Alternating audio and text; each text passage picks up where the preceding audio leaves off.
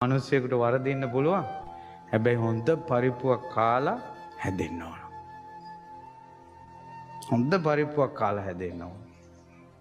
ඉතින් ළඟදිමොත් කවුරු හරි ළමයෙක් ඇවිල්ලා කිව්වා යාගේ බැඳීමක් ඇති වෙලා ප්‍රේම බැඳීමක්. හරියට හිත රිදෙනවා මට දරා ගන්න අමාරුයි කියලා මං කිව්වා හොඳට විඳෝපන්. ඔය පරිප්පුව හොඳට කහපන්. ඊට පස්සේ බැඳීමේ දුක අත්විඳපන්. නැත්තම් ආයෙත් උඹ අද වැටුණ වලේ හෙටත් උඹ වැටෙනවා.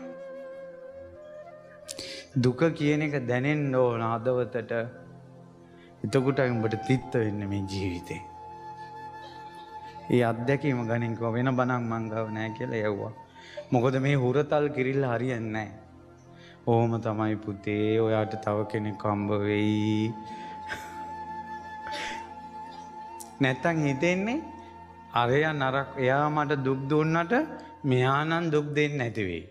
මෙයා අරයා වාගේ නෙවෙයි. අර දෙන්න නරක වුණාට මෙයා නම් හොඳයි. මෙයා නම් හොඳ පාටයි. තවම පරිප්පුව කාලා නැහැ. අර 5 දිනාම මට දුක් දුන්නා. නේද? මේ 6 වෙනි එක්කෙනා නම් හොඳයි. අද කාලේ මෙහෙමයි නුවණැත්තා. ඒ කියන්නේ සමහර අය ඉන්නවා මෙහෙම. බුදුරජාණන් වහන්සේ වදාලා අජානී අස්වැයෝ ඉන්නවා.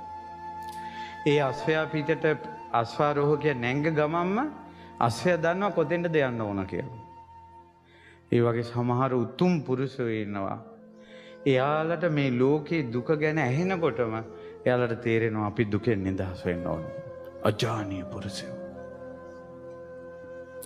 සමහර අජානීය අස්වැයෝ ඉන්නවා. අස්වැයාගේ පිටේ නැගලා අර ලණුව අල්ලගෙන කෙවිත අතර ගන්න ඕන. අතර ගන්නකොට මරයට තේරෙනවා. දැන් මං යන්න ඕන කියලා.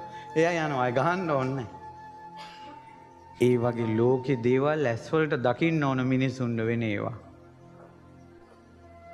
ඒ ඇස් වලට දකින්නකොට එයා තේරුම් ගන්නවා මට දුකෙන් නිදහස් වෙන්න ඕන කියලා.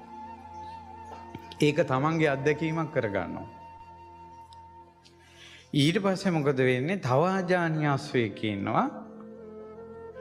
එයාට අස්වැයා උඩ නැගලා කැවිත ගත්තට හරියන්නේ නැහැ. පොඩි තට්ටුවක් යමම් පුතා කියලා තට්ටුවක් දාන්න ඕන.